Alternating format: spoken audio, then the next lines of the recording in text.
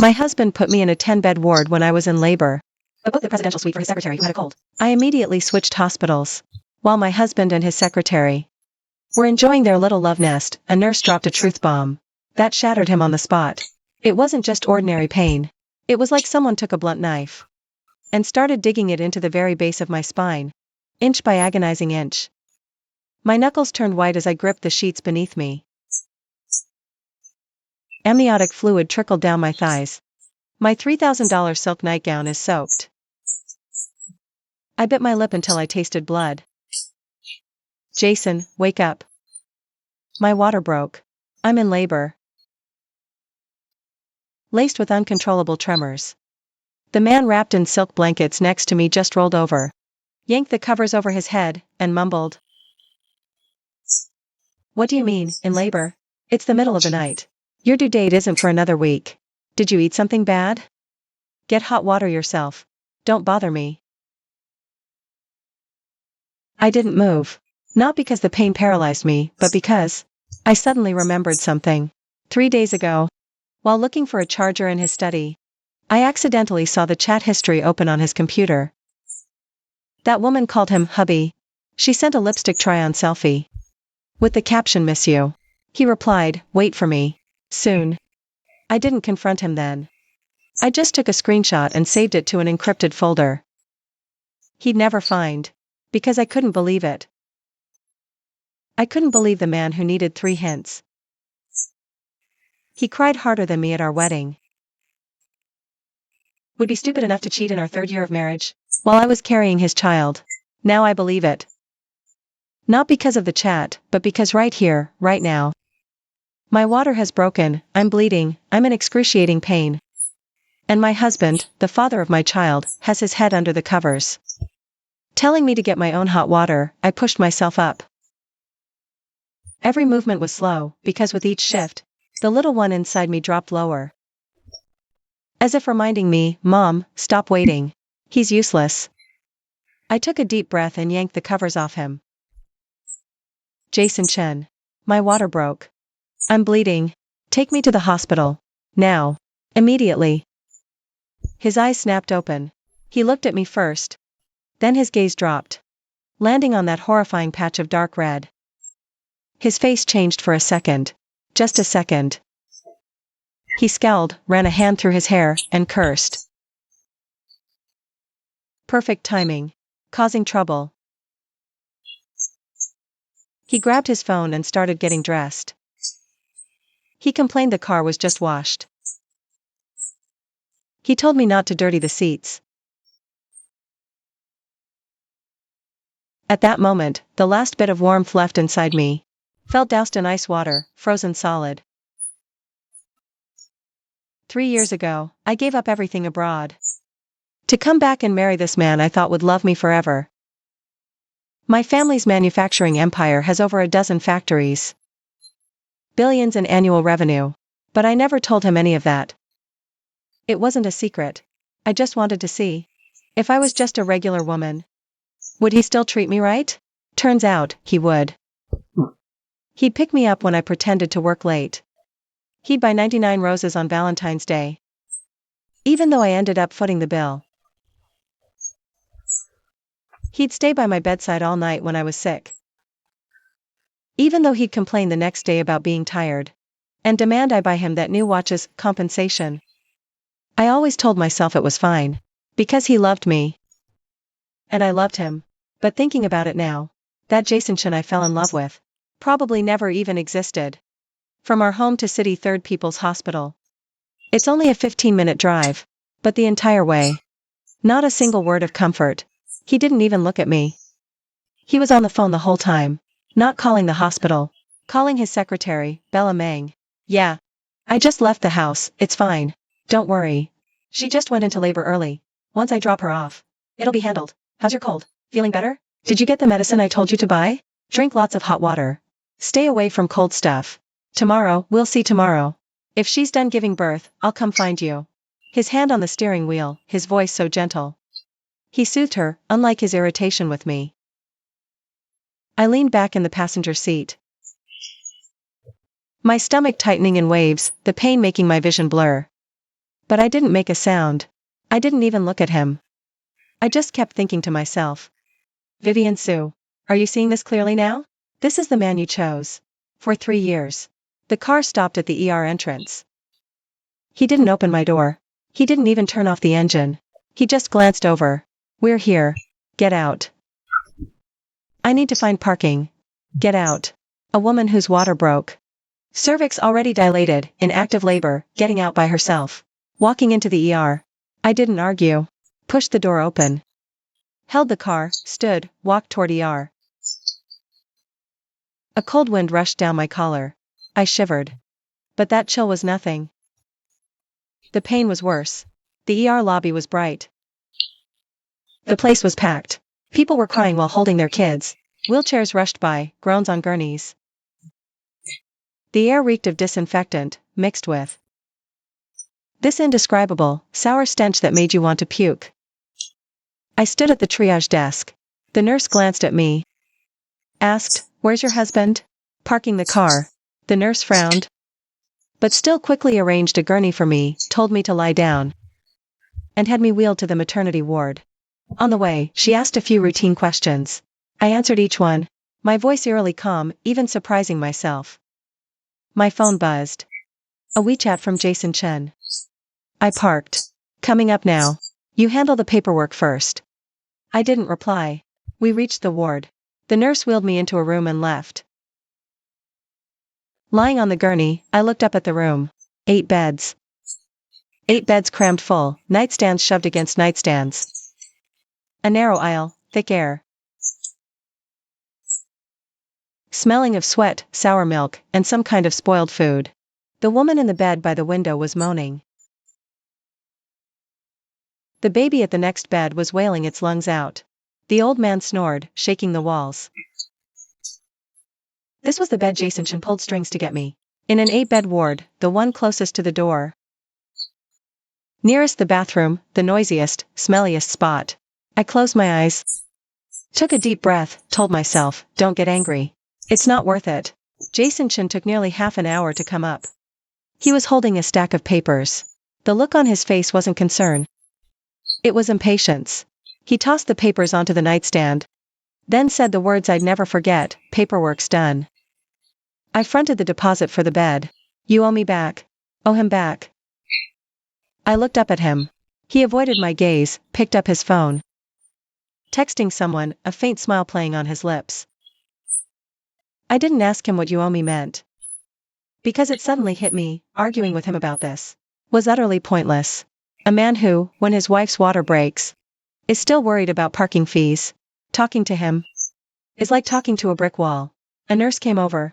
Cold fetal monitor probe on my belly.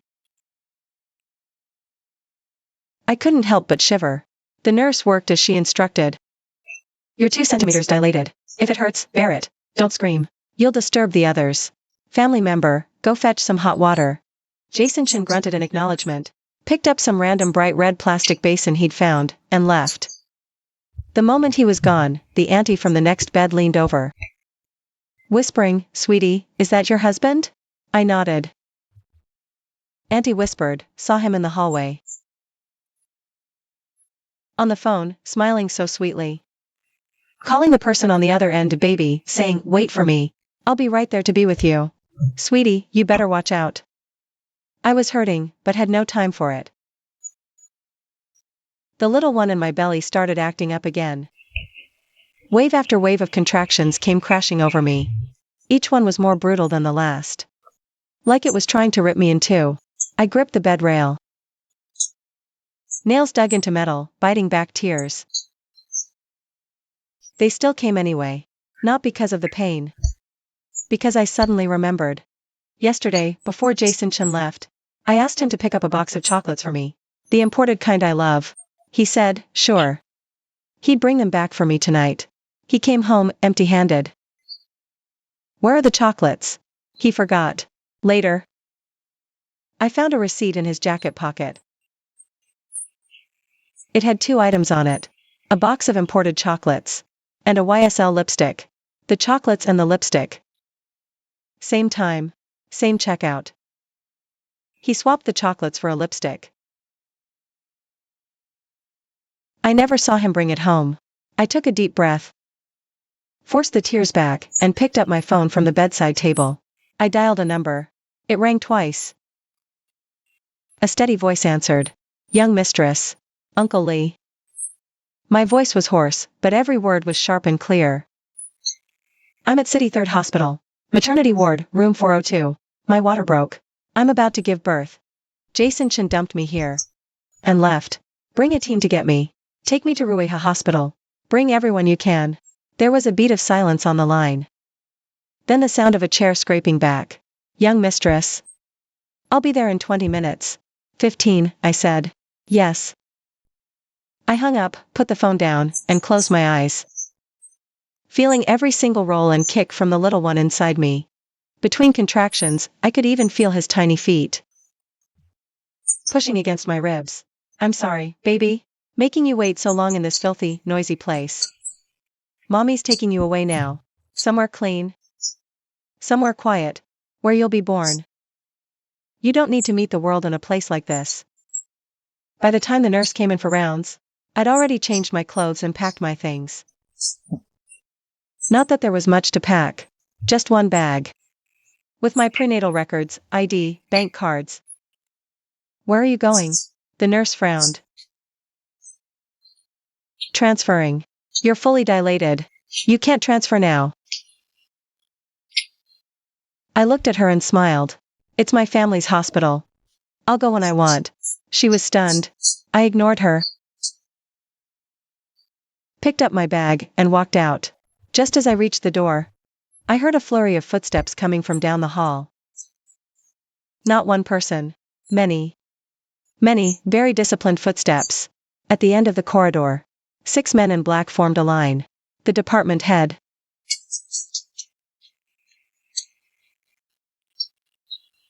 Well, actually, he was my mom's primary physician back in the day. He was followed by 4 nurses, pushing a mobile gurney. Director Liu saw me. His eyes instantly welled up. Vivian, you've suffered. I shook my head. Not really. Let's go. Bodyguards cleared a path. Nurses helped me onto it, tucking me under the heated blanket. They wheeled me out. As we passed the nurses' station, the nurse who'd just been questioning me was gaping, her pen clattering to the floor. Passing the door of room 402, I heard from behind me a collective, sharp intake of breath. I didn't look back. No point. Starting today, this 8-bed ward. This ridiculous marriage, this man who treated me like trash and dumped me here, none of it has anything to do with me anymore. The gurney moved unimpeded, down the hall, through the elevator, across the ER lobby. The people waiting in line automatically parted. Some pulled out their phones to take pictures. Others whispered. Lying on the temperature-controlled bed, I watched the ceiling lights, one after another, sweep past overhead. My mind was strangely calm. Outside the hospital doors, 5 black Maybachs were lined up, flanking a white medical ambulance in the middle. A bodyguard opened the door. Nurses wheeled me inside. The moment the door closed, the whole world fell silent. Inside, temperature and humidity were perfectly controlled. Carried a faint scent of lavender. Compared to that 8-bed ward just now, it was like 2 different worlds. Director Liu sat beside me, watching the monitor's readings, his brow gradually relaxing. Fetal heart stable. Cervix 3 centimeters, time for epidural. You did right. Any later, conditions there couldn't have guaranteed a safe delivery. I nodded, took my phone, and opened the banking app. Our joint account. The account holder was my name. Jason Chen was just an authorized user. Over these past 3 years, I'd deposited nearly 30 million into it, bit by bit. To ease his business, give financial backing. Scrolled the history. Top to bottom, normal. Until last night, at 11 o'clock. 11:03 p.m. 1 transfer. 1.99 million. Recipient. Starlight Culture Media Company, Limited 11:11 p.m. A second transfer. 1.99 million. 11:19 p.m. A third transfer. 1.99 million. 11:27 p.m. A fourth transfer. 1.99 million. 11:35 p.m. Fifth transfer, 1.99 m. Nearly 10 million. In labor, water broken, wheeled into the ward. Transfer after transfer was being siphoned from my account. And the legal representative of the company that received the funds is named by Jiangwo, by Meng Yao's own brother. I stared at the numbers on the screen and suddenly laughed. Jason Chen, oh, Jason Chen, you are something else. You left your wife to die in an 8-bed ward, and with my money. You bought lipstick for your secretary. But that wasn't enough. You wanted to drain my accounts dry. Don't leave me a penny. So clever, huh? You thought while I was giving birth, I wouldn't be checking my phone. You thought by the time I had the baby, the money would already be cleaned, laundered beyond my reach. You think I can't touch you? You're wrong. Your biggest mistake is not knowing who I really am. I picked up my phone. I dialed the second number. The call connected.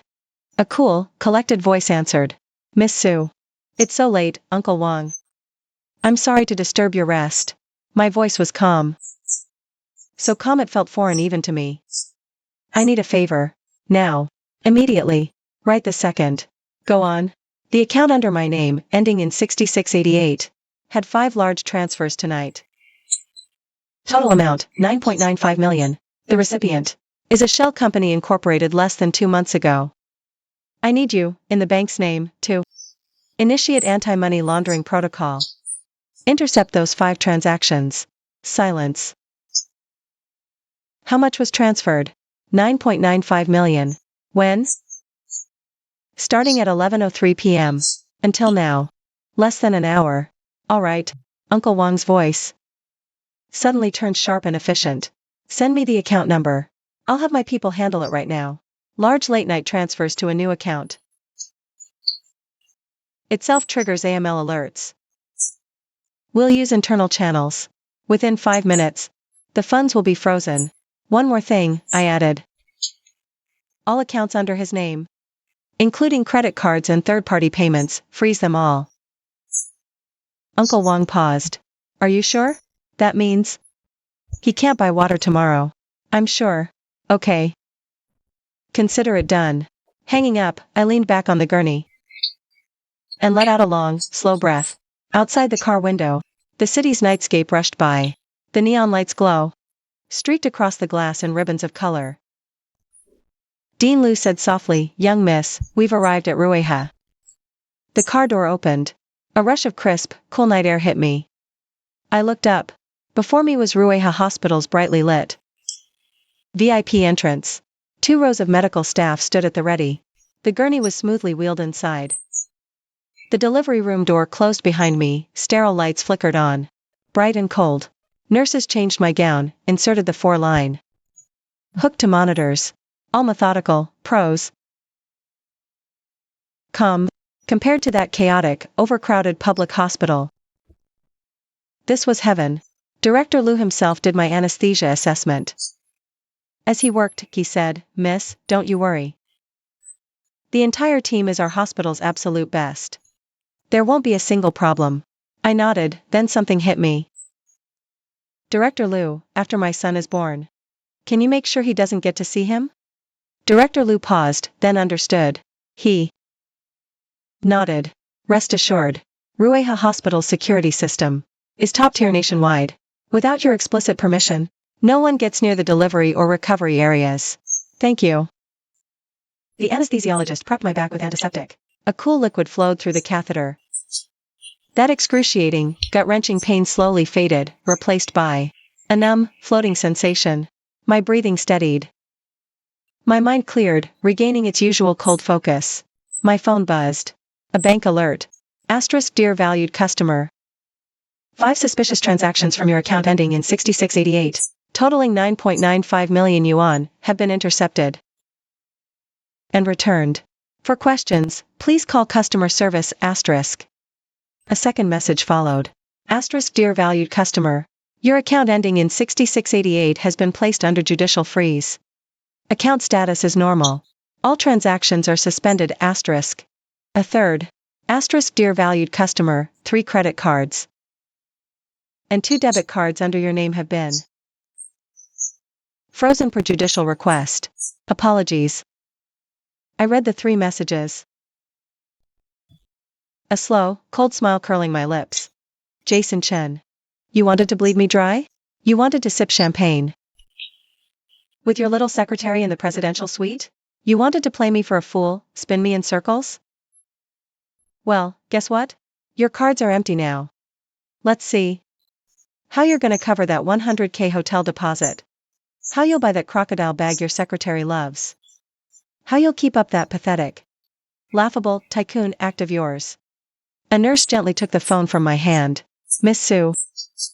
Surgery is starting. Let's put this away. I nodded, closed my eyes. The scalpel cut through skin.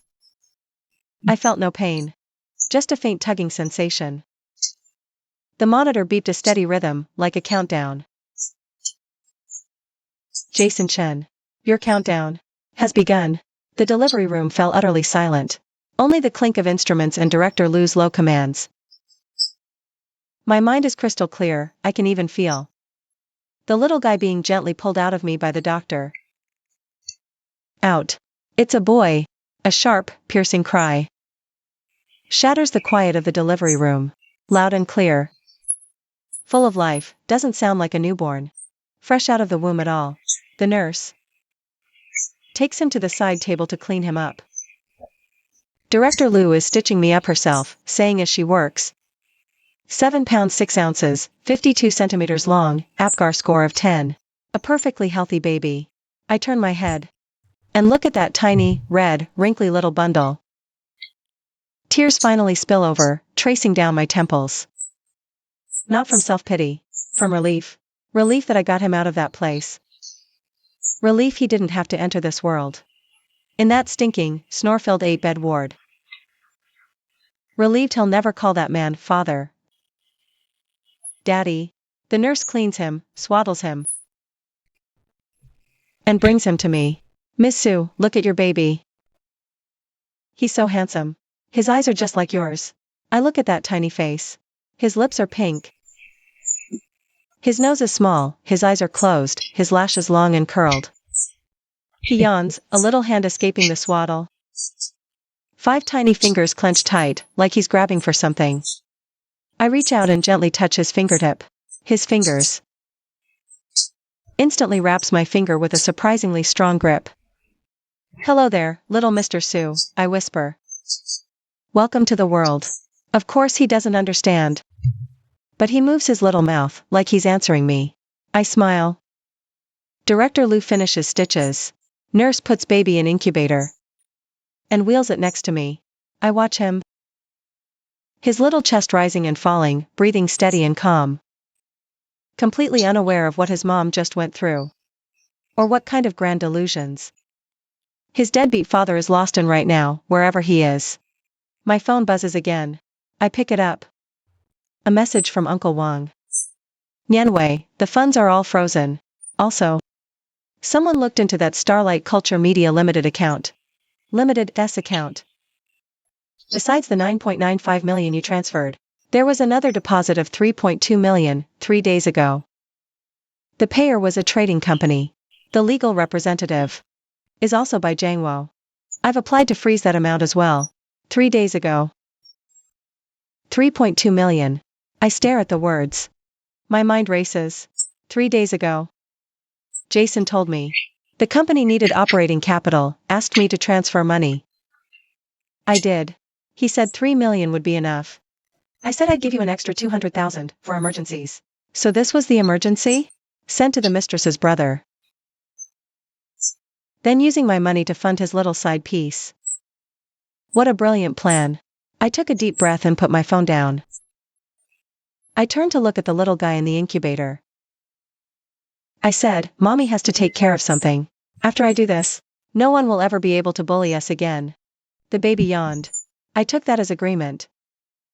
At 5 in the morning, I was transferred to the top floor.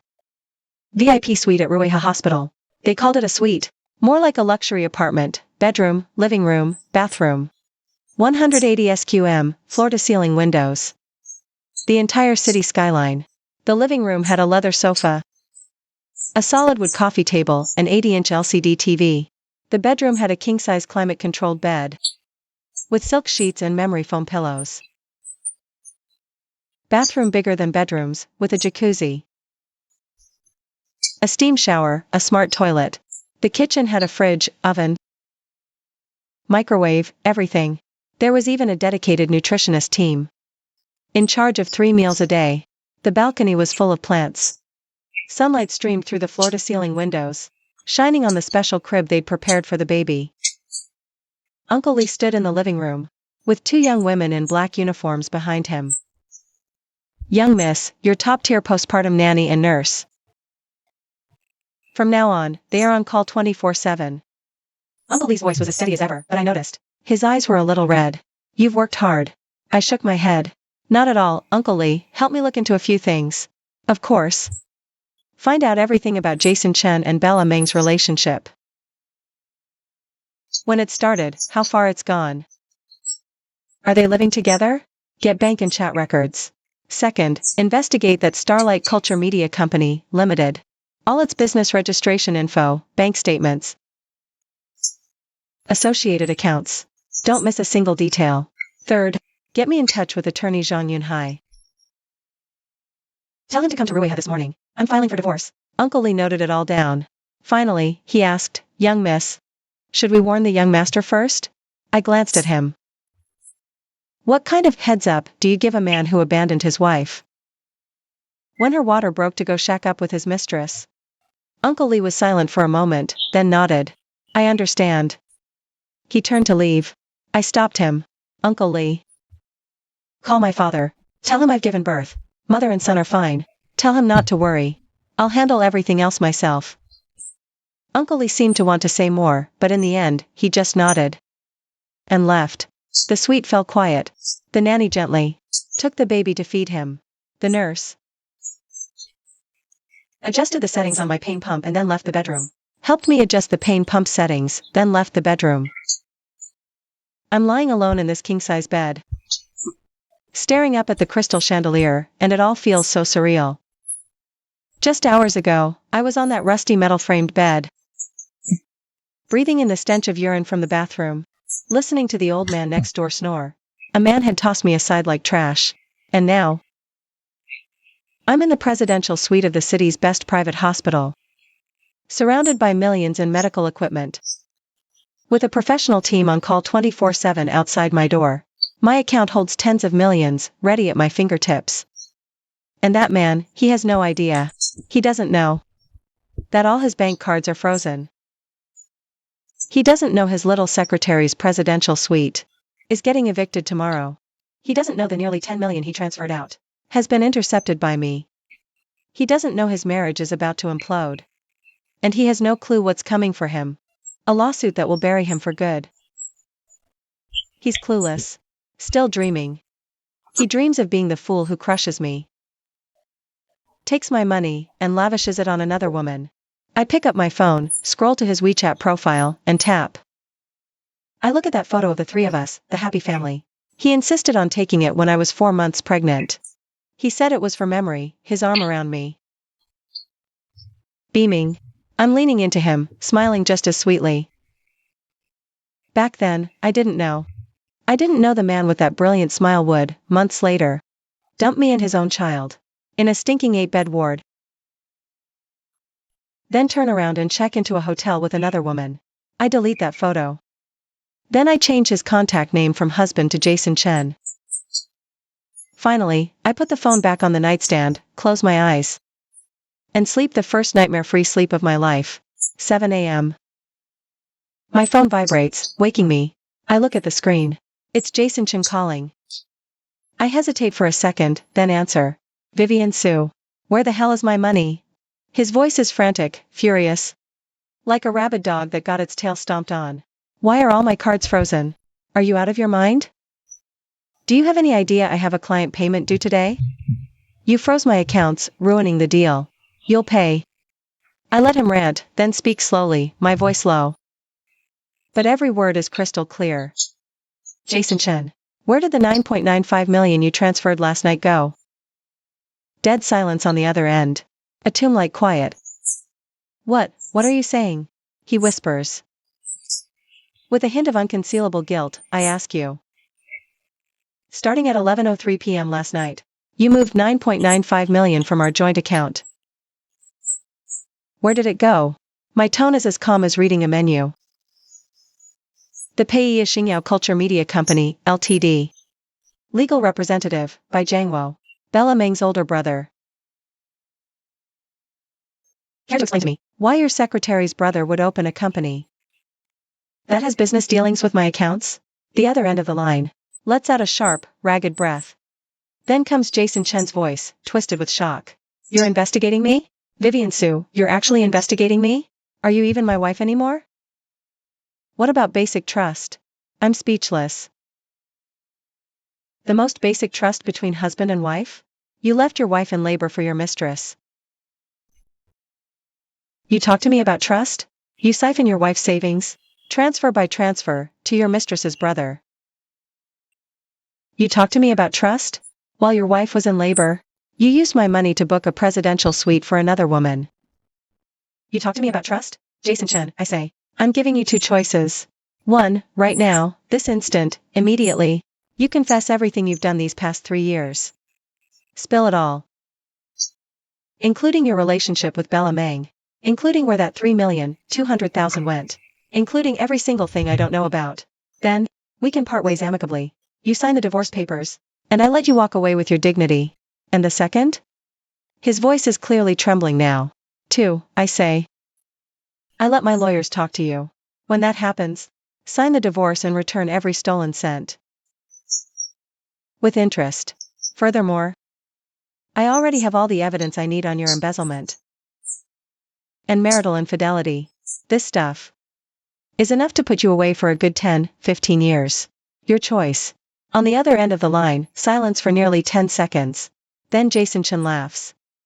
Not a happy laugh. It's a laugh bordering on collapse. On hysteria. Vivian Su. Who the hell do you think you are? His voice suddenly turns venomous. You think hiring some lawyer can do anything to me?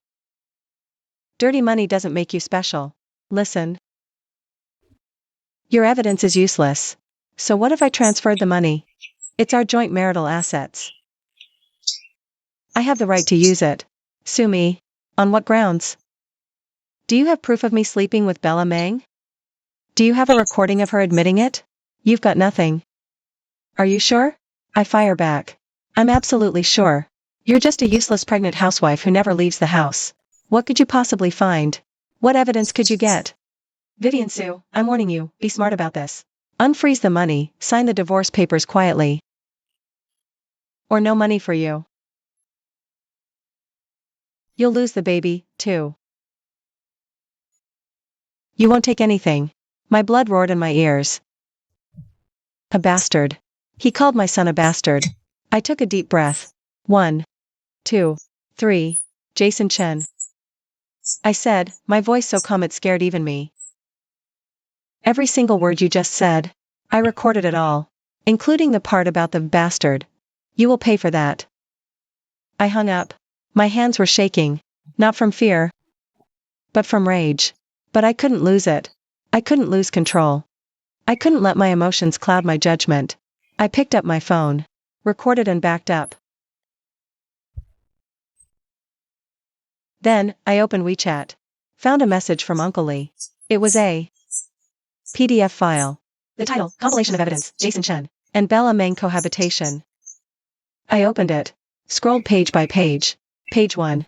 Screenshots of WeChat messages between Jason Chen and Bella Meng. Starting 3 months ago, getting progressively dirtier. From good work to miss you to see you tonight. Crystal clear. Every word. Page 2. Transfer records from Jason Chen to Bella Meng. From a few thousand to tens of thousands. The biggest one was 100,000. The memo read, Happy birthday, baby. Page 3. Hotel check-in records. Same hotel, same room number. Over the past 3 months. 11 times. Every single time, registered under Jason Chen's ID. Page 4. Screenshots from Bella Meng's WeChat moments. Set to visible to selected friends only. And my husband, who never posts anything, was on that list. In the photo, she's wearing that silk nightgown I recognize. sitting by the floor-to-ceiling window of a hotel room. The caption, "It feels so good to be spoiled." Page 5. A video. I hit play. The footage was shaky. Like it was filmed secretly. Location, a hotel corridor. Time, last night, 11:20 p.m. Jason Chen, in the same dark blue suit from earlier that day. The two of them stepping out of the elevator. Laughing and talking as they walked to the room at the end of the hall. Bella Meng in a red spaghetti strap dress. Stiletto heels, practically draped all over him. The video ends with the hotel room door closing. I finished. Put down my phone. Closed my eyes. That last sliver of hope in my heart finally died. No time to grieve, I pick up my phone. I dial lawyer Jason Chen's number. "Mr. Zhang, I've decided to file." "Okay, Miss Su." "Grounds for the suit: marital infidelity, transfer of marital assets, bigamy." I say, "I've already sent the evidence to your email, including his chat logs with the other woman, transfer records, hotel check-in records, cohabitation videos, and this morning's recording of his threats and verbal abuse over the phone." "Understood. Do you have any specific demands?" "First, I want him to leave with nothing. Not a single penny. Second, I want him to pay me compensation for emotional distress, the maximum amount allowed by law.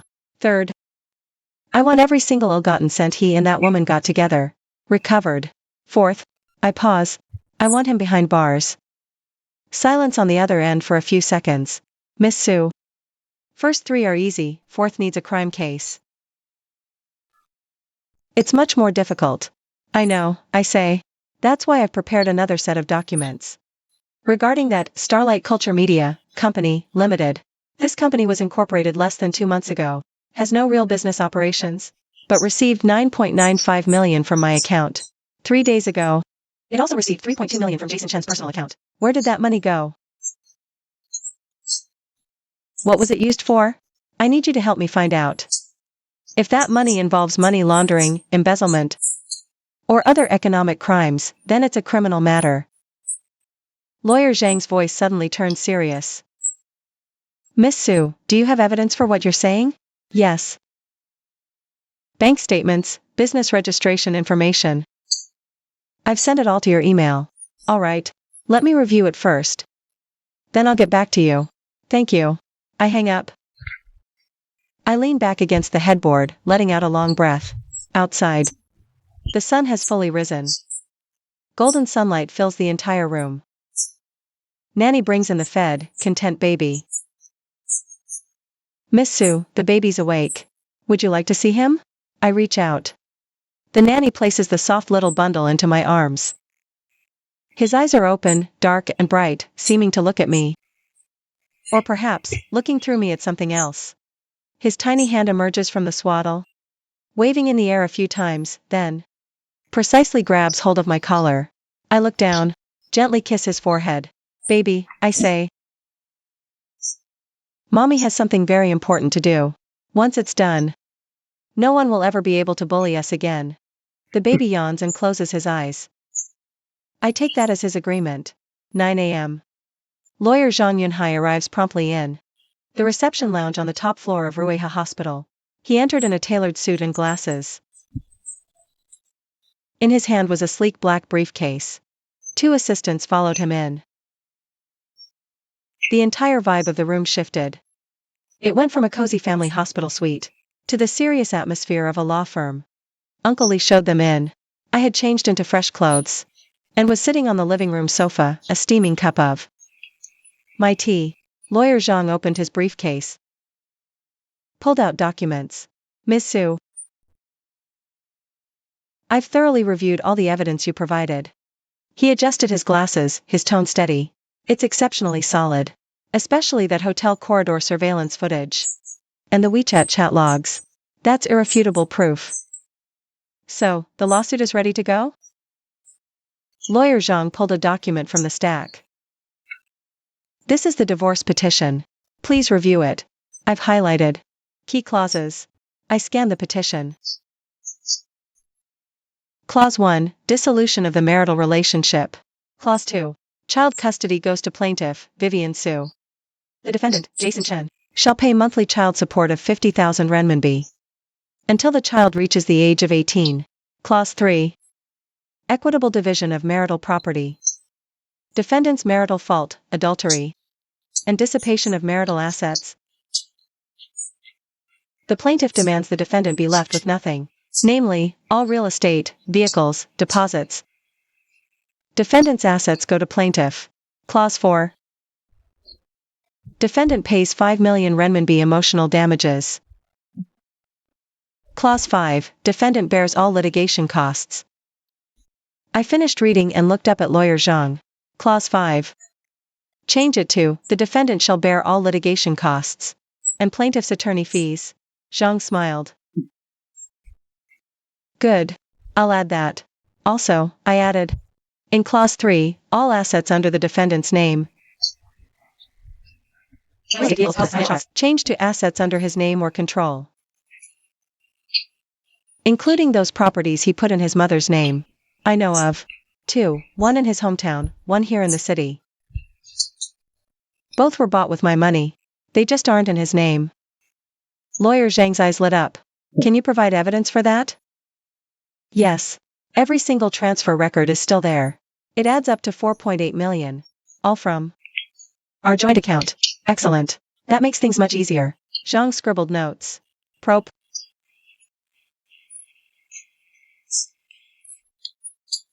Court can recover it. Case given to attorney Zhang. Thanks. Submit ASAP. We're preparing. We can submit it this afternoon. Attorney Zhang took the documents. He stood up. Miss Su, there's one more thing. Confirming criminal case filing. Go ahead. Attorney Zhang lowered his voice. Check Starlight Culture Media's bank transactions. Besides your 9.95 million and Jason Chen's 3.2 million, there were a few smaller deposits, totaling about 500,000. They all came from different accounts. Fund sources complex. Some personal accounts. Some from corporate accounts, and some even came through overseas accounts. I frowned. What are you implying? I mean, Attorney Zhang said slowly, this isn't just simple money laundering. There might be bigger problems behind it. I've already compiled the relevant materials. Submitting to Economic Crime Unit if case accepted. What Jason Chen faces won't just be civil compensation, but criminal liability. I was silent for a few seconds, then nodded. Do as you see fit. Attorney Zhang left. The reception room fell quiet. Uncle Lee brought hot soup. Time for soup, Mississippi. I took it. I took a sip. It was Crucian carp soup, very fresh. Uncle Lee, I said, I need you to look into something for me. Of course. Jason's mom's 2 properties detailed. Address, square footage. Purchase date, payment method. The more detailed, the better. We're on it. Results this afternoon. I looked at Uncle Lee and suddenly said, Uncle Lee, did you know he would turn out like this all along? Uncle Lee was silent for a moment, then sighed. Young miss, 20 years with tangs. Seen all types. Some think you owe them despite giving gold. That son-in-law, Jason Chen. Exactly that person. How you treat him. He took it for granted, felt you lacking. That kind of person, trouble was bound to happen sooner or later. Then why didn't you tell me sooner? Uncle Lee gave a bitter smile. Young miss, I hinted at it many times. But every time, you'd say, he's not that kind of person. I fell silent. It was true. Uncle Lee had hinted many times. He'd mentioned Jason Chen too close to his secretary. He'd mentioned that Jason Chen's spending had become recklessly extravagant lately. He'd mentioned that Jason Chen's mother was bragging all over their hometown. She's been boasting to the whole village her son married rich. Now all the relatives are coming to her for loans, every single time. I kept saying, he's not that kind of person. Not because he isn't. I lean back on the sofa, closing my eyes. My mind is a complete mess. My phone vibrates. A text from the bank. Dear customer, your account ending in 6688 has received a large deposit. Amount, 9,950,000 renminbi. Successfully credited. For any inquiries, please contact customer service. That money? It's finally back. I stare at the text. Suddenly, I find it all a little funny. Jason Chen schemed and plotted. Stayed up late, waiting for the moment I was giving birth. To sneakily transfer the money out. He thought. He was so clever, covering his tracks perfectly. He thought I'd be too busy screaming in labor pain to even glance at my phone. What he didn't expect was that I not only saw it, I'd already called the main bank before he hung up. He thought I was that stupid woman he'd been conning for 3 years, still completely clueless. What he doesn't know is that when a mother wolf senses her cub is threatened, she'll tear out anyone's throat. 2 p.m. Uncle Lee walks into my suite, holding a thick file. Miss, all the documents you requested. I take the file and start flipping through. Page 1.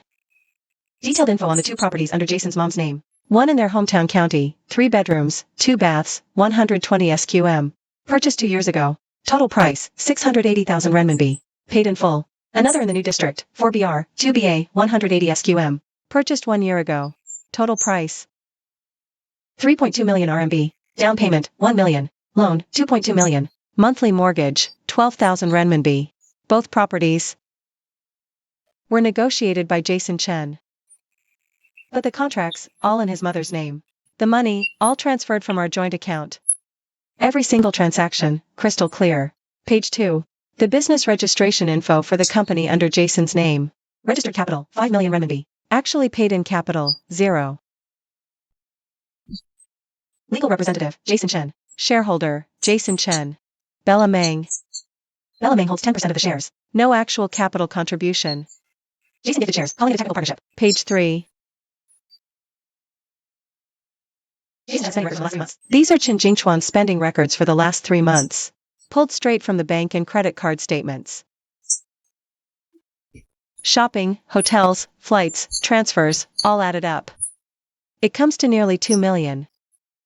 And just the transfers and shopping for Bella Meng. Nearly half of that. I closed the file and looked at Uncle Lee. Is this enough to bury him? Uncle Lee was silent for a moment, then said, Miss Vivian. It's not a question of enough. It's a question of how deep you want him buried. I nodded. Also, one more thing. Uncle Lee lowered his voice. Word from lawyer Zhang. The tip about the money case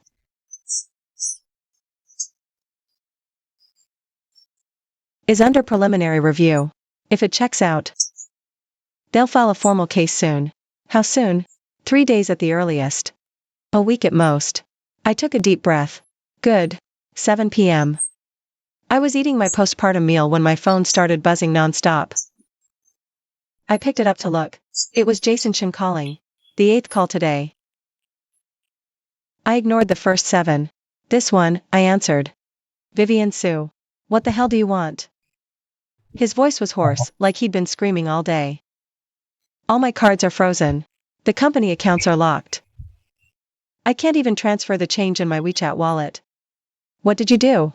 I picked up a piece of steamed sea bass. Chewed it slowly, and then spoke. Jason Chen. You were so tough this morning, weren't you? You said I couldn't touch you. What's wrong now? Can't even move your WeChat pocket change? He was panting with rage. Vivian Su. I'm warning you. If you don't unfreeze my money, I'm going to your parents. I'll tell them. Exactly how you're treating your husband. You'll tell them what? I cut him off. You'll tell them you abandoned me during childbirth to be with your mistress in a hotel? You'll tell them how you transferred my money,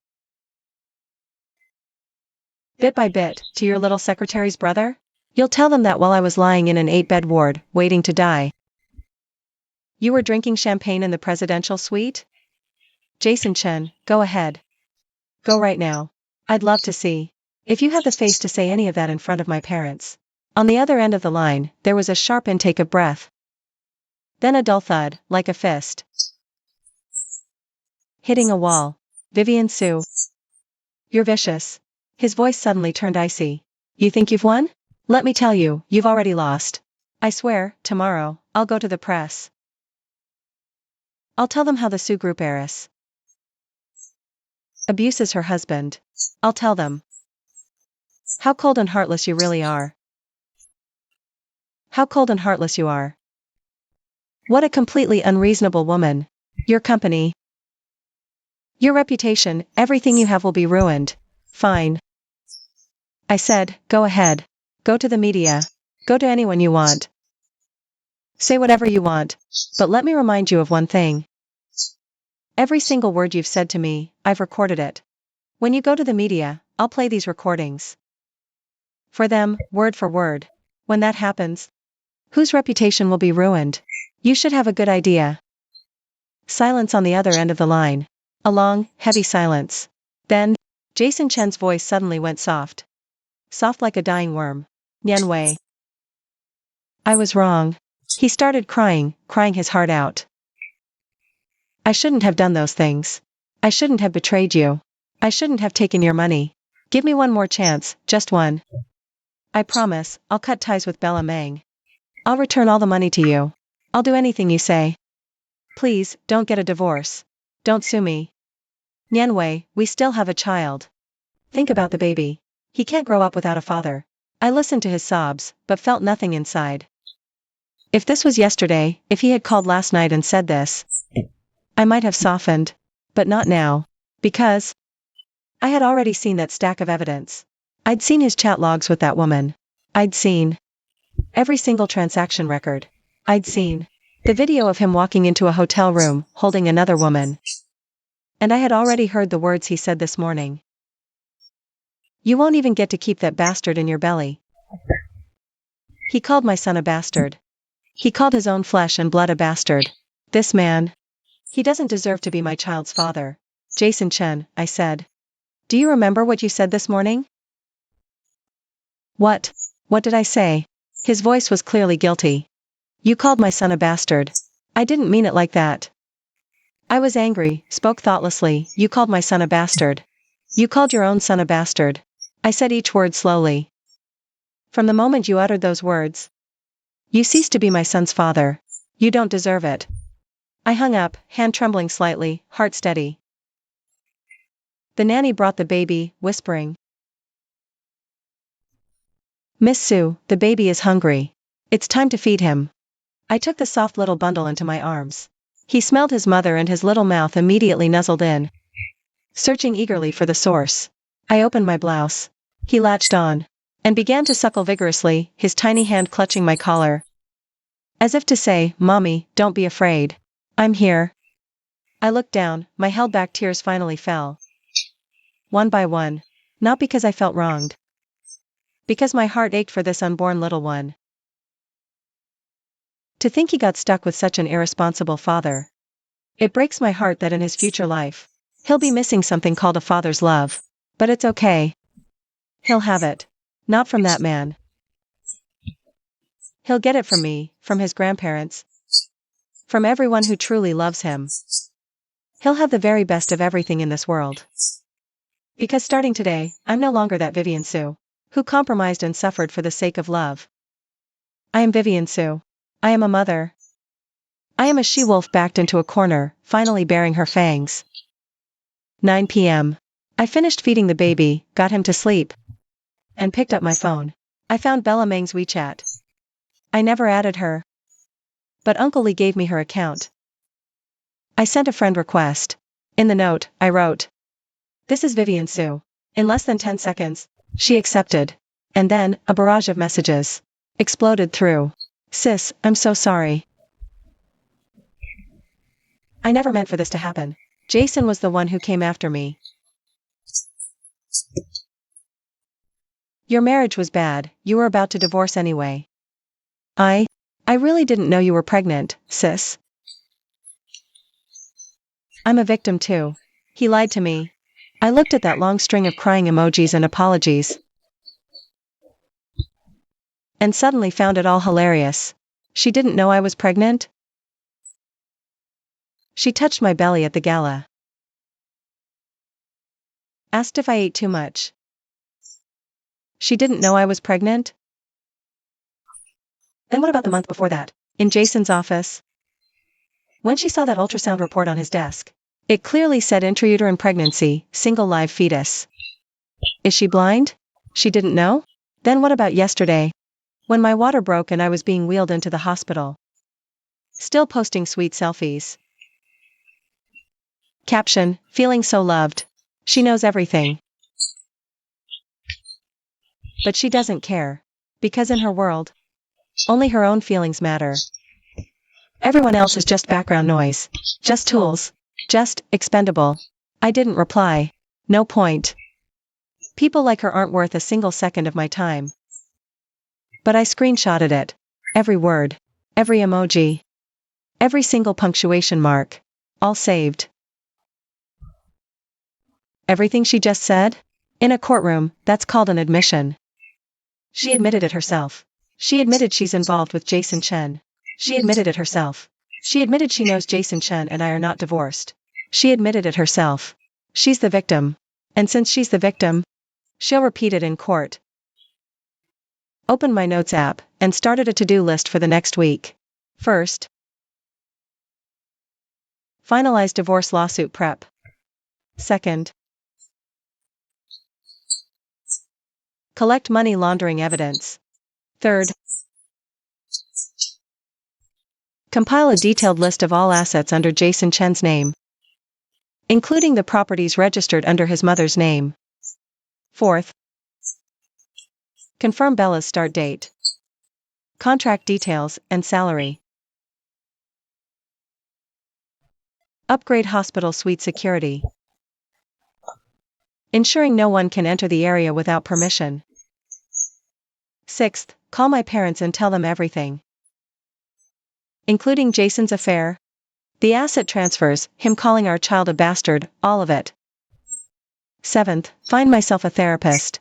Not because I'm crazy. I need to know it's okay to cry. I finished the list, put down my phone. Moonlight fell on his sleeping face. Light streamed through the window. I watched him for a long time. Then, I closed my eyes and slept. There's a lot to do tomorrow, but tonight, I just want a good night's sleep. The next morning, I was woken up by urgent knocking on the door. The nanny returned uneasy.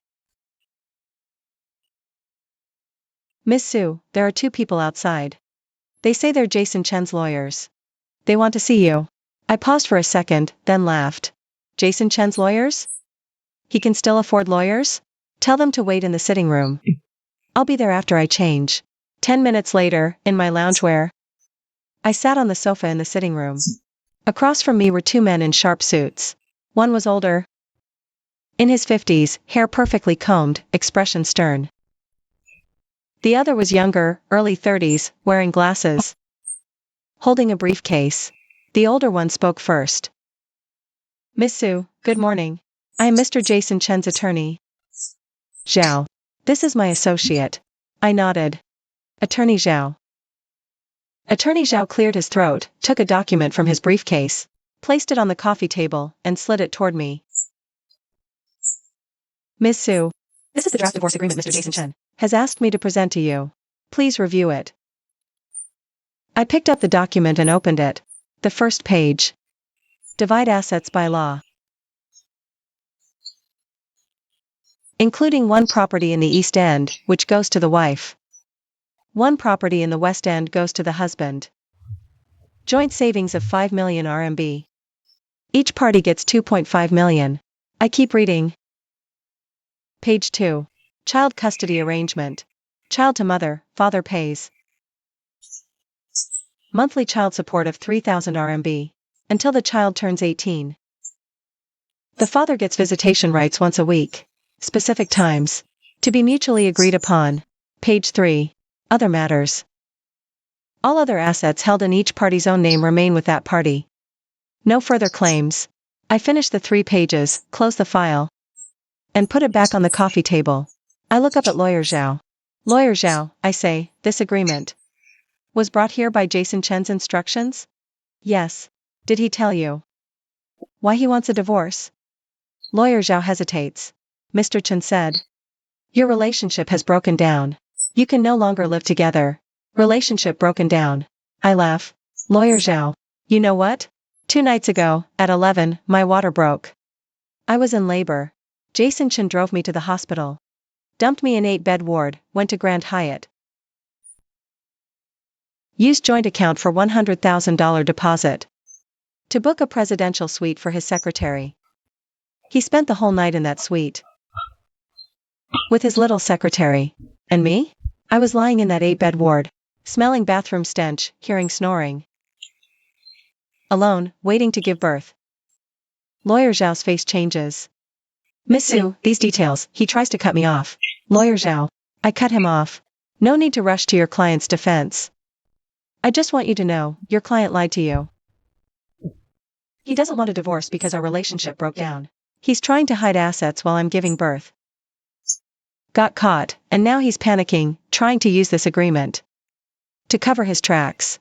I push the file back towards him. I'm not signing this. You go back and tell Jason Chen. If he wants a divorce, he can come and tell me himself. Don't hide behind his lawyer. Don't think sending some suit is gonna scare me. I don't play that game. Lawyer Zhao is silent for a few seconds. He puts the file back in his briefcase and stands up. Ms. Su, I will convey your message to Mr. Chen. But I suggest you still consider settlement possible, litigation costly, and benefits no one. Lawyer Zhao, I say. Do you know what it means to leave with nothing? Zhao froze for a second. Let me tell you something. Clean break means everything under Jason Chen's name. The car he drives, the apartment he lives in, the watch on his wrist, the clothes on his back. It's all mine. He won't get a single penny. That's my condition. Go back and tell him. If he agrees, I'll sign the papers. If not, we'll see him in court. Zhao looked at me, his expression complicated. He'd rarely seen a client like me in his 20-year career. A woman who just gave birth. Less than 48 hours postpartum, lying in a hospital bed. Laying down terms to the opposing counsel, calmer than he was. Miss Su, Zhao finally said. I'll convey your message. They left. The visiting room fell silent. Uncle Lee walked in with a bowl of chicken soup and set it before me. Miss, I heard everything you just said. He looked at me, his eyes slightly red. You've grown up. I picked up the bowl, took a sip of the soup, and said nothing. Not grown up. Forced to grow up. When you have no one behind you, you have no choice but to be strong. But I knew I wasn't alone. I have my baby. I have Uncle Lee. I have Mom and Dad. I have the entire Su group backing me. And what does Jason Chen have? A gold-digging mistress who only spends his money. A lawyer. He's got wrapped around his finger. And a bunch of bank cards. That are about to become worthless plastic.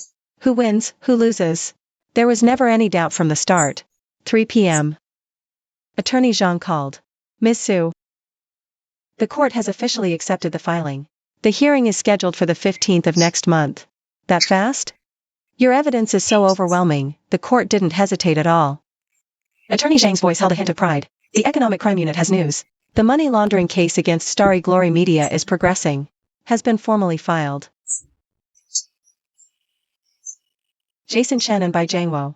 Both are now criminal suspects and will likely be summoned soon. What about Bella Meng? Bella Meng hasn't been listed as a suspect yet, but as a person of interest, she'll definitely be investigated. And once Bai Jiangwo is arrested, as his direct relative, she'll definitely be implicated. Good. I said, Attorney Zhang, thank you for your hard work. It's my job. Also, Ms. Su, there's one more thing I should mention. Go ahead. Jason Chen is now backed into a corner. Chen Jingchuan is now backed into a corner. A man that desperate will do anything. You need to be careful. Especially for the baby's safety. I understand. Thank you. Hangs up the phone and looks out the window. The city sky is a gloomy gray, like it's about to rain. I pick up my phone. Scroll to Jason Chen's WeChat. Open the chat window, type a line. Jason Chen. ECIU filed the case. Turn back now. There's still time. I stare at those words for a long time. Then I delete them. He's not worth it. A man like him. isn't worth a single word of kindness from me. I put the phone back on the nightstand, walked to the crib. Look at the little one sleeping so soundly. His tiny mouth is slightly pouted, breathing evenly. His eyelashes, long and curled, like two little fans. I reach out. Gently touch his cheek. He moves his little mouth. Like he's nursing in his dream. I whisper, Mommy won't let anyone hurt you. Anyone. I lean down, press. Kiss his forehead, then leave the room. Pick up my phone, dial a number. Uncle Wang? It's me, Nianwei. How are you? Recovering well? I'm good, thank you for asking. Uncle Wang, I need to ask for another favor. Go ahead. All the assets under Jason Chen's name. Including those 2 apartments he put under his mother's name. I'd like you to help me investigate them. See if there are any other hidden assets. For example, has he opened accounts under other people's names? Has he bought any financial products? Has he invested in any projects? Silence on the other end for a few seconds. Nianwei. You're really going for the kill. Uncle Wang. I say, it's not me going for the kill. He struck first. He transferred assets while I was giving birth. Tried to take all my money, leave me with nothing. If I hadn't found out in time. If I hadn't called, the one in that ward. Crying and penniless, would be me. He won't admit he's wrong, and now he's threatening me. Says he'll go to the media, ruin my reputation. Wants to destroy me completely. Uncle Wang, a man like that. If I don't crush him, he'll come back to crush me. Uncle Wang is silent for a long time. Finally, he says, I understand. I'll look into it for you. Thank you, Uncle Wang. Hangs up the phone and stands by the floor-to-ceiling window. Look out at the city. In the distance, the sun is setting. The sky is stained a bloody red. Tomorrow, the sun will rise again. But that sun, it won't shine on Jason Chen anymore. His world will now be plunged into eternal darkness. 7 in the evening, I was having dinner when my phone suddenly rang. It was an unknown number. I hesitated, then answered. Hello? Is this Vivian Su? A young woman's voice, choked with sobs. Yes. Who is this? This is Bella Meng. She started crying. Vivian, please, have mercy on me. I really didn't know he was married. I thought he was single. He told me he was divorced. He said your marriage was just for show. That you had no feelings left for each other. Please. I was tricked too. I'm a victim here. I put down my fork. Leaned back in my chair. Bella Meng. You say you didn't know he was married. I really didn't know. He told me he was single. When we were together. He never once mentioned you. He? Bella Meng, I cut her off. You worked at Su Corporation for a year. In your employee file, it was clearly written. Spouse's name, Jason Chen. Vivian Su. Every day you walked past the reception desk. On the wall behind it, hanging in the company executive's photo, there was a picture of me with your boss. Silence on the other end. Bella Meng. You say you didn't know I was pregnant? When you touched my stomach and said, wow, your belly is so big, sis. Did you eat too much? Your hand was on my 7 months pregnant belly. And you say, you didn't know I was pregnant? Bella Meng. That presidential suite selfie you posted on your socials yesterday. Caption, feeling so loved. Do you know? Whose money paid for that presidential suite? It was my money. Do you know? Who paid for that silk nightgown you're wearing? It was my money. Do you know about that bag in your hand? That lipstick on your face, those shoes on your feet? Whose money? All my money. You're spending my money. Sleeping with my husband, and while I'm giving birth. You're bragging online and call yourself the victim? Bella Meng was sobbing hysterically. Vivian, I'm sorry. I was wrong. I was so wrong. I shouldn't have been with him. I shouldn't have spent your money. Please, don't sue me. Don't send me to jail. I'm only 23. My life has just begun. Bella Meng, I said. Your life has just begun? Then what about my life? Wasn't it just beginning too? I spent 3 years Loving a man who wasn't worth it, bore his child. I almost died from his coldness and betrayal. You say your life is just beginning, but what about mine? Shouldn't my life start over too? Bella Mang, I'm not going to sue you. Because you're not even worth my time or energy. But remember this one thing, from today on, stay out of my life. Don't call me. Don't text me. Don't even try to get near me or my child. If you dare show your face around me, I'll make you know what real regret feels like. I hung up, my hand was shaking, but my heart was steady. The postpartum nanny brought the baby over. Miss Sue, it's time to change the baby's diaper. I took the baby, laid him on the couch, and fumbled through changing his diaper. He was kicking his little legs, not cooperating at all, making fussy little grunts. I finally got it changed, all flustered. Picked him up, patted his back softly. He let out a little burp, and then settled down. His tiny hand grabbed my collar. His eyes half open, half closed, looking at me. Baby, I said. When you grow up, you have to be an honest person. Don't lie. Don't betray the people who are truly good to you. The baby yawned. I took that as him understanding. 9 at night. The baby was asleep. I lay in bed, tossing and turning, sleepless with memories. The first time we met was at a friend's party. He wore a white shirt, had a gentle smile, spoke softly, and gave off this vibe of being really dependable. Our first date, he took me to a street food stall. Said all those fancy restaurants were fake. That real feelings. Didn't need all that flashy stuff. He seemed down to earth, not showy like others. The first time we held hands was in a movie theater. He pretended to reach for popcorn, his hand brushed mine, and then it just stayed there. My heart raced. My face flushed. He looked at me and smiled, said my hands were so cold. Our first kiss was in his car, when he was driving me home. He suddenly leaned over and kissed me. It was light, gentle, like a dragonfly skimming the water. I was completely stunned. He smiled and said my lips were so soft. Our first fight was because I found out he was still in touch with his ex. He said they were just friends, and I believed him. Our first makeup, he bought 999 roses. Filled my entire living room with them. He said he truly loved me, begged me not to doubt him. I cried. I said I believed him. The first time I met his parents was 6 months into our relationship. His parents were so nice to me. His mom took my hand and said, Nyanwei, dear, Jingchuan, this boy, he has his flaws, but his heart's in the right place. Be patient with him. I said, Auntie, don't worry. I'll take good care of him. He was the one who first brought up marriage. That day, he drank a lot, got down on his knees in front of me, and said, Vivian, marry me. I'll only love you for the rest of my life.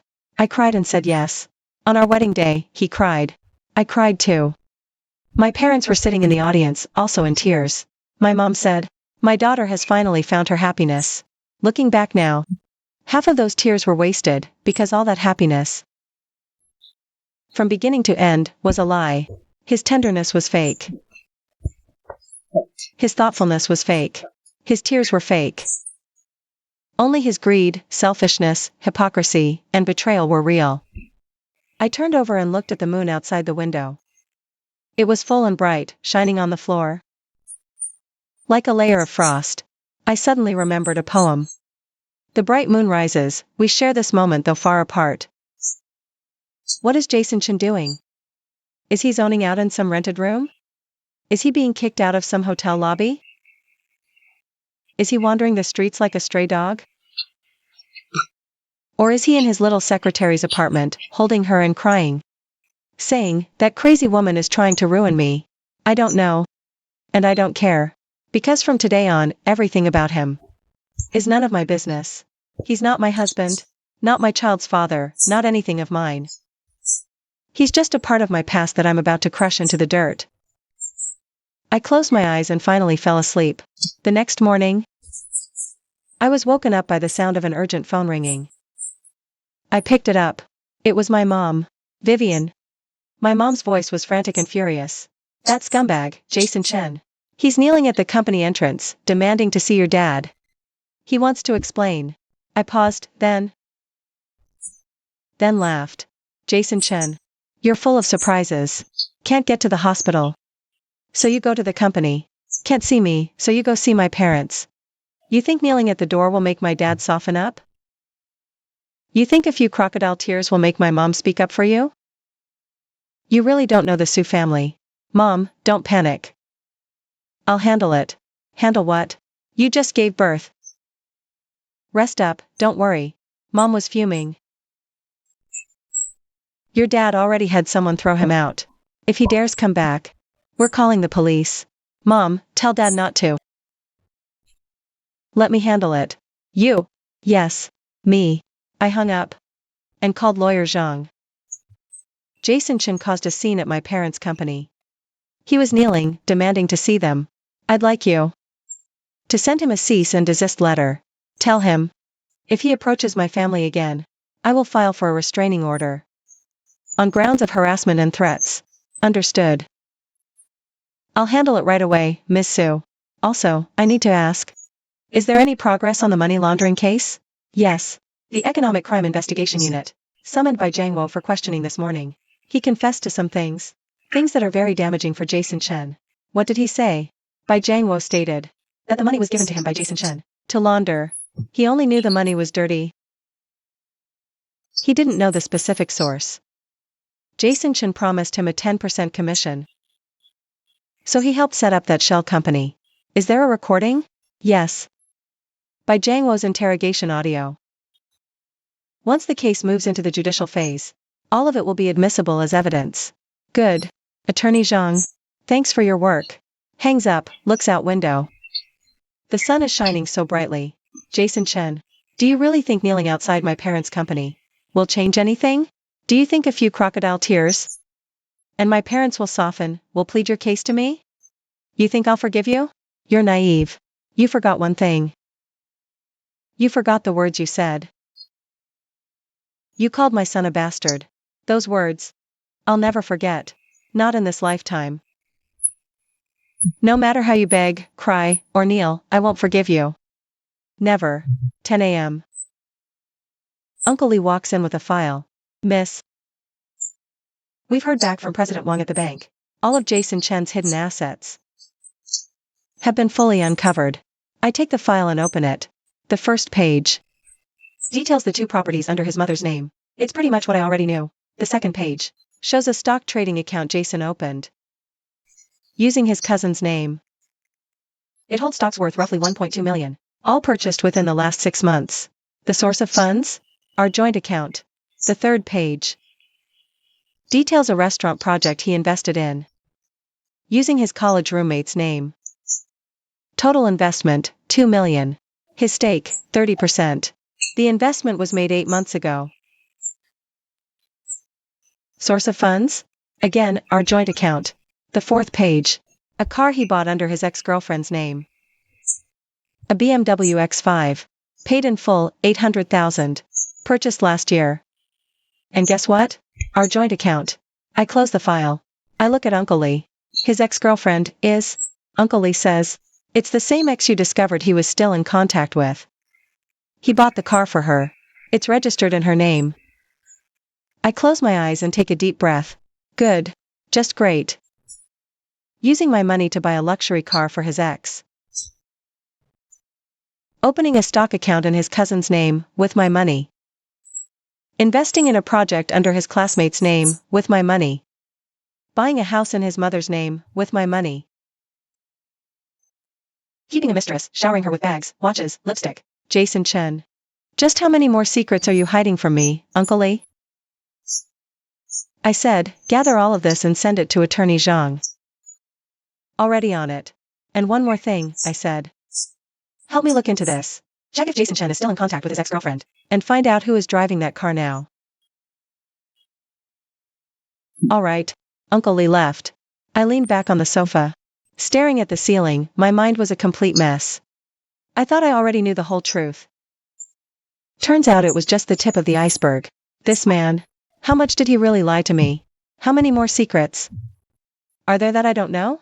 I picked up my phone. Scrolled to Jason Chen's WeChat.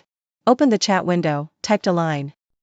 Jason Chen, you used my money to buy your ex-girlfriend a BMW X5. Then I sent it. Less than 10 seconds later, his call came through. Vivian Su. How did you know? His voice was trembling. Don't you worry about how I know. Just answer me. Is it true? That car, it was just a loan to her. She was in a bind. Jason Chen. I cut him off. Your ex-girlfriend. You broke up 5 years ago. She was in a bind, so she needed you to buy her an $80,000 BMW? You think I'm a 3-year-old? And that stock account, under your cousin's name. Where did the money in there come from? That was my money. I saved it up myself. You saved it up yourself? You earn $20,000 per month. How'd you save 1.2 million? Tell me. How? Silence on the other end of the line. And that restaurant project. The 200,000 investment. Where did that money come from? Jason Chen. Do you think I'm that easy to fool? Do you really think you can transfer money out, put it under other people's names, and I wouldn't find out? Do you actually believe that Vivian Su, just a dumb woman who only knows how to have babies and spend, and get played for a fool by you? You're wrong. I said, I didn't just uncover these things. I found more. Guess what I'll find out next? From the phone came the sound of ragged breathing, then a dull thud. Like a phone hitting the floor. Then a dial tone. He hung up. I put down my phone. Picked up the red date tea and sipped. It was cold. The nanny brought out a bowl of hot chicken soup. Miss Su, the soup's ready. Drink it while it's hot. I took the bowl. Took a sip. Warm and comforting. Miss Su.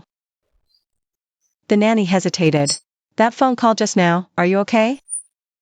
I'm fine, I said. Just handling some domestic matters. The nanny nodded. She's a smart one. Knows what to ask and what to leave alone. 2 o'clock in the afternoon, lawyer Zhang called. Miss Su. Good news. Go on. The Economic Crime Investigation Unit has officially arrested Bai Jiangwo. The charge is money laundering. During interrogation, Bai Jiangwo confessed that all that money was what Chen Jingchuan asked him to launder. Chen Jingchuan told him it was off-the-books income, couldn't go through normal channels. What else did he confess?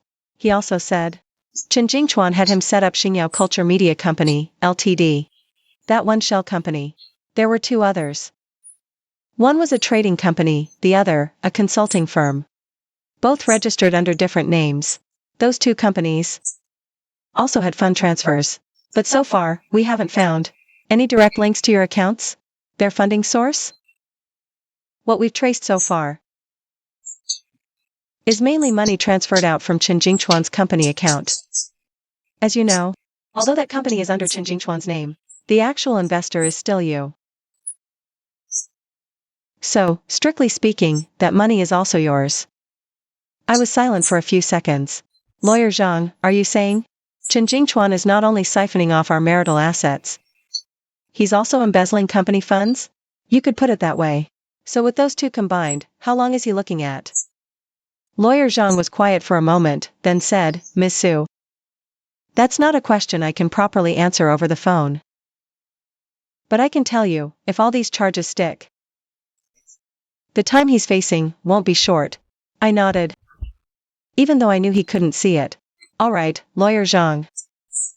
Keep on it. Update me on any new developments. Of course, Miss Su. I hung up. I looked out the window at the sky. The sun was blinding. I squinted. Jason Chen. You thought you were so clever, didn't you? You thought using different names, different companies, different accounts would wash that money spotless. You thought Vivian Su was just some housewife who could pop out babies and wait on you hand and foot. You're wrong. Vivian Su grew up in her father's company. 20 years in the business, I've seen it all. I've seen money laundering schemes far more complex than yours. And I've met con artists 1,000 times slicker than you. All your little tricks, in my eyes, are as laughable as kids playing house. I just couldn't be bothered to expose you. I wanted to see just how low you could sink. Now I see it all. So, next, it's my turn. 7 p.m. I finished feeding the baby, got him to sleep, and picked up my phone. I scrolled to Jason Chen's my mother-in-law's, contact. I hesitated for a long time. Finally, I typed a message, Mom. How much do you know about what Jingchuan has done? In less than a minute, she replied, Vivian, dear. Jingchuan did mess up. But he knows he was wrong. Can't you just forgive him this once? All couples fight. What happens in the bedroom stays in the bedroom. For the baby's sake, just give him another chance. Reading that, I suddenly felt like laughing. So she knew everything. She knew her son was cheating. She knew he was hiding assets. She knew her son abandoned his pregnant wife at the hospital to be with his mistress. But she didn't care. What she cares about is that her son's marriage doesn't fall apart. That her son doesn't lose everything in a divorce or go to jail. She never cared about me. Mom, I typed another line. Did you know your son used my money to buy an apartment? In your name? The typing indicator appeared for a long time. Then it vanished. Then it appeared again. Then vanished again. Finally, a message came through. That apartment is Jingchuan's gift to me, to show his filial piety. What's that got to do with you? I saw those words and laughed. So that's how it is. In her mind, that money wasn't mine. It was her son's. I spent millions to buy my mother-in-law an apartment in her name. And in her eyes, it's her son who was being filial. It has nothing to do with me. Fine. Perfect. Mom, I type one last line. That apartment? The court will award it back to me. When that happens, you might have to move out. Just giving you a heads up. My apologies. Then, I deleted her contact. Not blocked. Deleted. Because starting today, she is no longer my mother-in-law. She's just an old lady about to lose her home. I don't need to block her. Because she won't have a way to contact me again. 9 p.m. Uncle Lee walked in, holding a file. Miss, the car you asked me to look into, I've got the details. I took the file and opened it. It was a BMW X5. Dark blue. Bought last year, paid in full for $800,000. The registered owner is a woman named Linwan. Linwan. Chen Jingchuan's ex-girlfriend. The photos show that in the last 3 months, that car spotted in a high-end parking lot. And the registered residents of that complex are Linwan and her new boyfriend. Chen Jingchuan used my money to buy his ex-girlfriend an 800,000 yuan BMW. And then, she drives that car to date her new beau. And Chen Jingchuan not only doesn't feel like a loser, he's actually proud of it. Because he can play the big spender in front of his ex. He can show off in front of her new man. He can say, look, she drives a car I gave her. He's not even a gold digger. Uncle Lee. I said, send all of this to Attorney Zhang as well. Okay. Uncle Lee left. I sat alone on the sofa, looking at the city lights. Traffic flowing, everyone busy with their own lives. No one knew that in some corner of the city, a woman who just gave birth was personally. I sent my ex to prison. Some call me ruthless. Some say I'm heartless. Some say I hold no regard for the past, no care for our past. But I ask one thing. Did he, Chen Jingchuan, did he ever care we were once husband and wife? When his wife's water broke, he abandoned her to go to the hospital. He spent my money on his mistress. Buy his ex a car, buy his mom a house. Did he care that we were once husband and wife? When his wife was lying in an 8-bed ward waiting to die, he was in a suite, drinking, posting online with another woman. Did he care for the past? He did not. So, why should I? Just because I'm a woman, I'm supposed to be magnanimous, forgiving, understanding? Just because I'm the child's mother, I'm supposed to swallow my anger, sacrifice myself, hold this family together for the child's sake? On what planet? I, Vivian Su, oh no one. I never did anything to wrong him. I never betrayed our marriage. I never hurt our family or my conscience. So, I have zero obligation to forgive someone who hurt me. Zero obligation. The next morning, I had just woken up when my phone buzzed. It was a text from Chen Jingchuan. Nianwei, I know I was wrong. I don't ask forgiveness, but for our child's sake. Give me one chance to meet. Let's talk face to face, okay? Just once. I look at this text. And I feel absolutely nothing. A meeting? Why should we meet? What can't go through a lawyer? That can't be settled in court? You just want to beg me in person. Cry in my face, get on your knees, and then make me soften. Make me drop the charges, make me let you off the hook. Do you think I'm still the Vivian Su from 3 months ago? Do you think I'm still that gullible woman who'd melt? With a few sweet words and some crocodile tears? You're wrong. The Vivian Su from 3 months ago was killed by you. The Vivian Su alive now crawled out of an 8-bed ward, was cut open on an operating table, and watched her husband betray her with her own eyes. This Vivian Su doesn't soften. She never will. I didn't reply.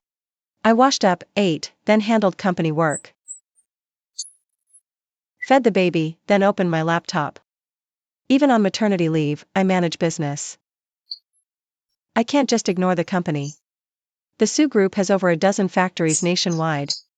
Billions in annual revenue, tens of thousands of employees. I'm the sole heir. I can't throw all that away over one scumbag. At 10 a.m., I held a video conference with a few of the company's top executives. We discussed next quarter's production plan. After the meeting, I rested. My phone buzzed. This time, it was an unknown number. I hesitated, then answered. Hello? Is this Vivian Su? A middle-aged woman's voice, heavy with an accent. Yes, it is. Who is this? I'm Jingchuan's mother. Her voice was frantic and angry. Nianwei, dear. How could you delete me on WeChat? I'm your mother-in-law. How could you, Auntie? I cut her off. You're not my mother-in-law anymore. Your son and I are already going through a divorce. Divorce? What divorce? I don't agree. She snapped. You have a child. How can you get a divorce? Besides, yes, Jingchuan messed up. But he knows he was wrong. Can't you forgive him just this once? All couples fight. You're trying to ruin him. Auntie, I said, I'm not ruining him. He ruined himself. What kind of talk is that? Clearly you're the one suing him. Trying to put him in jail. How is that not ruining him? Auntie, your son, while I was giving birth, transferred nearly $10 million of our marital assets. This isn't a couples fight. It's a crime. Do you understand? A crime. Crime, schmime. That's all your money anyway. Not broke, are you? It's his spent money. Why jail? Send him to prison? I close my eyes, take a deep breath. That little money could lock your son up for a very long time. If you truly care about him, you'd convince him to turn himself in. Make him cough up every single cent he stole. Maybe they'll go easier. Turn himself in? Give up the apartment? I've lived there over half a year. Give it up? Give it to where? Her voice turned shrill. Vivian Su, listen to me. If you dare press charges against my son, I'll go to the media. I'll tell them everything. I'll tell them how you're bullying a poor widow and her son. I'll let the whole world see how the great heiress of the Su Group is driving her own husband to ruin. Auntie, I say. Go ahead. Go to the media. Just make sure you bring your son's chat logs with that woman. Hotel receipts. Bank records. Let reporters see exactly what kind of man your son really is. Let them see how the Su Group heiress was betrayed and destroyed by her own husband. You, Auntie, I have to go. Take care of yourself. I hang up. My hand isn't shaking anymore. My mind isn't in chaos. Because I finally figured it out. Some people, no matter how good you are to them, they'll always think you owe them. Give them a mountain of gold. They'll complain it's not enough. Sacrifice everything for them. They'll say you didn't do enough. People like that. They're not worth a single tear. Not one. 3 p.m. Attorney Zhang calls. Miss Su? Good news. Go on. The Economic Crime Investigation Unit has officially summoned Jason Chen for questioning. I pause. Summoned? Yes. At 2 p.m. today. Jason Chen was taken to the unit. He's being interrogated right now. Has he confessed? Not yet. But his reaction has been volatile. Very emotionally unstable. According to inside sources, he initially denied everything. But when they played by Jiang Wo's interrogation, he broke down. Yes. He cried. Sobbed like a baby. He claims the money. It wasn't his idea to launder it. That Bai Jiangwo approached him. He says he didn't know the money was illegal. He just wanted to move it to a safe place. Do they believe him? I ask. The investigators don't. And neither do I. I laugh softly. I don't believe him either. So, Attorney Zhang says, now it's just a matter of procedure. Once Jason Chen is formally arrested, the divorce proceedings will move much faster. Because by law, if one party is in a criminal case, the court prioritizes the divorce petition filed by the other party. To not interfere with the case, I'll talk. Attorney Zhang, thank you for your hard work. It's my job. Miss Su, you just focus on recovering. Leave the rest to me. After hanging up, I stared out the window at the sky. Golden sunset glow. So beautiful. I scrolled my phone, found that photo. The one of our family of 3. It was taken when I was 4 months pregnant. His arm was around my shoulder, beaming that big smile. I was leaning into his chest, smiling just as sweetly. I stared at that picture for the longest time. And then, I tapped delete. It was gone. Just like that marriage, vanished. I put the phone down. Walked over to the crib and looked at the little one. Sleeping so soundly. His tiny hand peeked out from the blanket. All 5 fingers curled up tight. I reached out and gently touched his fingertip. His little fingers clamped my finger with surprising strength. I whispered, you have to grow up to be a good man. Don't lie. Don't betray the people who truly care about you. The baby's mouth twitched, as if saying, Mommy. I got it. I smiled. And as I smiled, tears fell.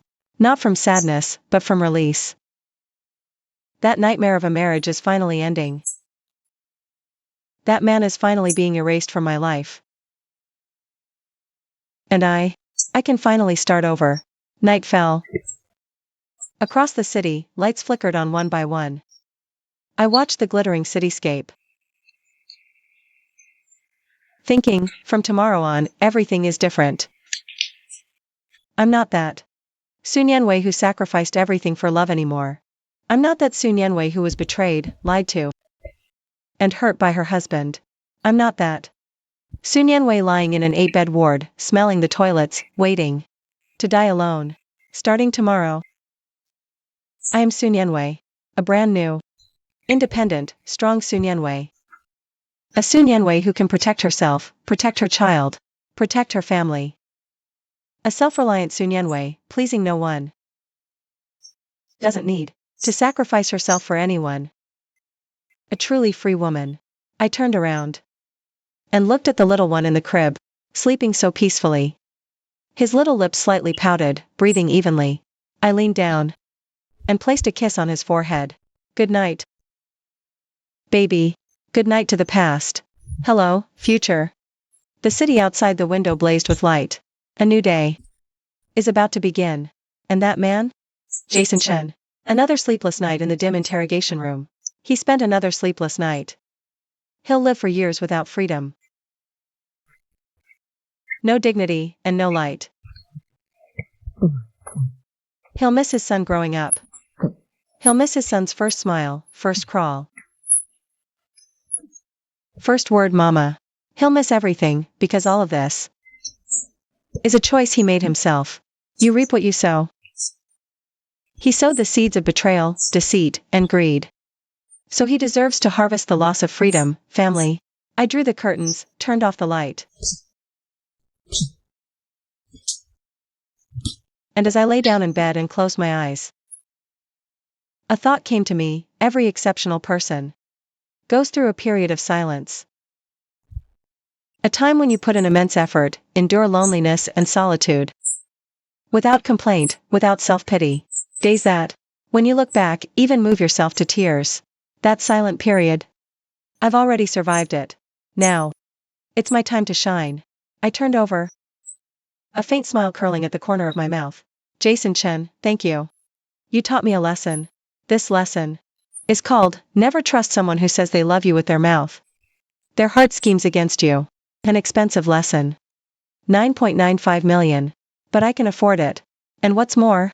I'll make you pay it back with interest. Every single cent. I closed my eyes and finally fell into a deep sleep. This time, no nightmares. The nightmare is over. 3 days later, Jason Chen was formally arrested. Charges, misappropriation, money laundering. Amount, 13.15 million. Of that, 9.95 million was transferred from our joint account. 3.2 million was embezzled from his company's accounts. Combined, that's enough to put him away for a very long time.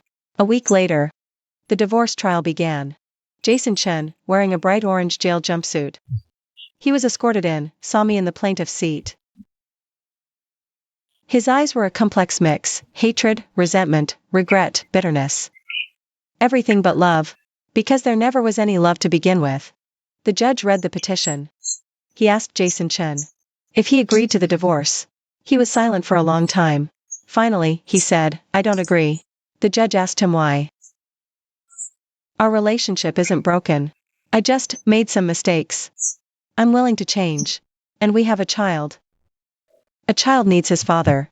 Sitting there in the plaintiff's seat, listening to his words, I felt absolutely nothing. Because I knew, he doesn't want to avoid the divorce. He's trying to buy time. To find a way to turn the tables. He won't get that chance. The judge then asked for my position. I stood, faced the judge, and declared.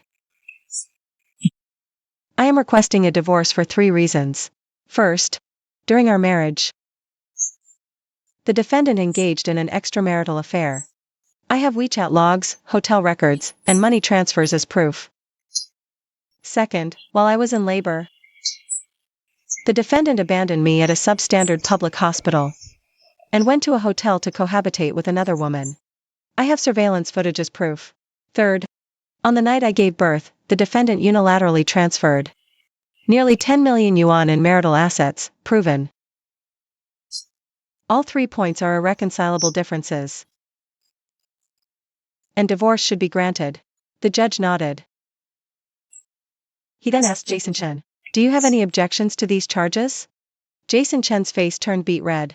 His lips trembled for a long moment before he finally managed. That was my money, he said. The judge ignored him and moved on to the matter of asset division. My lawyer, Zhang Yunhai, stood up. He presented a complete list of Jason Chen's assets, their sources, and their destinations, including the 2 properties under his mother's name, including the stock account under his cousin's name, including the restaurant venture under his classmate's name, including that BMW registered under his ex-girlfriend's name. Every item had bank statements as proof. Every cent came from my account. Jason Chen's face grew paler and paler. By the end, he was practically transparent. He probably never imagined I would dig this deep. He probably never imagined I would have this much evidence. He probably never imagined that the woman he thought was only good for having babies and serving him, that fool, would stand in court. He detailed it all, point by point, transaction by transaction. He tore his facade to shreds. The judge announced the verdict. Divorce granted. The child is to be under the custody of the plaintiff, Vivian Su. The defendant, Jason Chen, shall pay monthly child support of 50,000 renminbi until the child reaches the age of 18. All marital assets are awarded to the plaintiff, Vivian Su, including those 2 properties, that stock account, that restaurant venture, and that BMW. The defendant, Jason Chen, he shall pay Vivian Su emotional distress compensation in the amount of 5 million RMB. All court costs for this case shall be borne by the defendant, Jason Chen. The court is adjourned. Bailiffs escorted Jason Chen out of the courtroom. He paused at the door, turned back, and looked straight at me. He said one thing, Vivian Su. You'll regret this. I looked back at him and just smiled. Jason Chen. I already do. I regret the day I ever married you. They led him away. The courtroom doors slammed shut. I sat in the plaintiff's chair and let out a long, slow breath. It's over. It's finally all over. Lawyer Zhang walked over. He extended his hand. Miss Su, congratulations. I shook it. Thank you, Lawyer Zhang. It was my duty. He smiled. Next, we handle the criminal case. That one will be even more spectacular. I nodded. Leaving court, sun blinding. Uncle Lee stood by the car. Seeing me, he rushed forward. Young miss, let's go home, I said.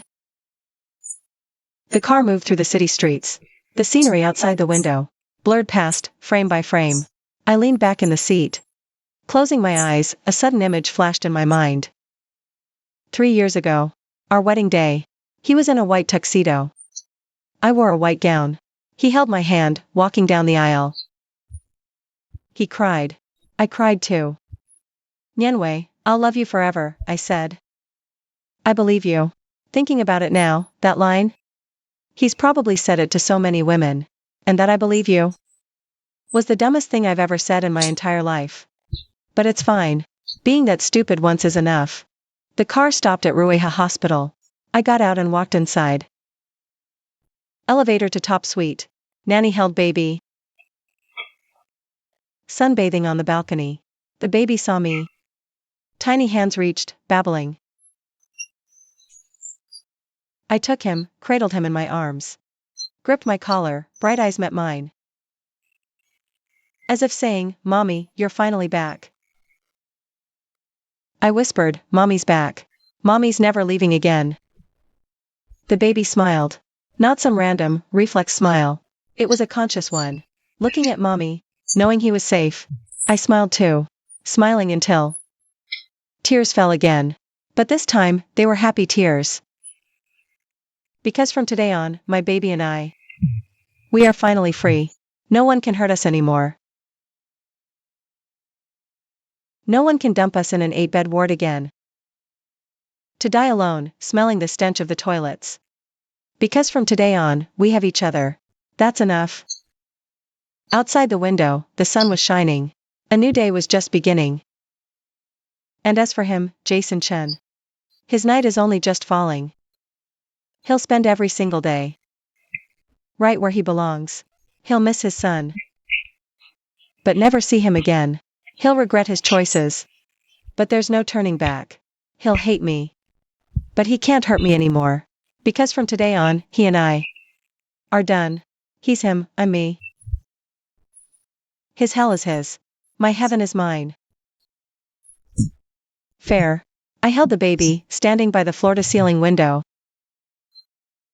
looking out at this glittering city. I said, you must grow up to be a good person. Don't lie. Don't betray those who are truly good to you. Once you lose that, it's gone for good. The baby yawned. I took that as understanding. The night deepened. The city lights, one by one, went out. I lay in bed. The baby sleeping in the crib beside me. Moonlight streamed through the window, falling on his tiny face. He slept soundly, his little mouth slightly pouted, breathing evenly. I looked at him and thought, this is my everything. This is everything I fought so hard to protect. For him, I could give up anything, I could conquer anything. For him, I crawled out of that 8-bed ward. I endured a C-section on the operating table. I faced down the man who hurt me in court. For him, I could become anyone, even a she-wolf. I closed my eyes and finally fell into a deep sleep. This time, no nightmares. Because the nightmare is over. And it's never coming back. Because from today on, my life is only sweet dreams. Good night, baby. Good night, world. Goodbye, past. Hello, future.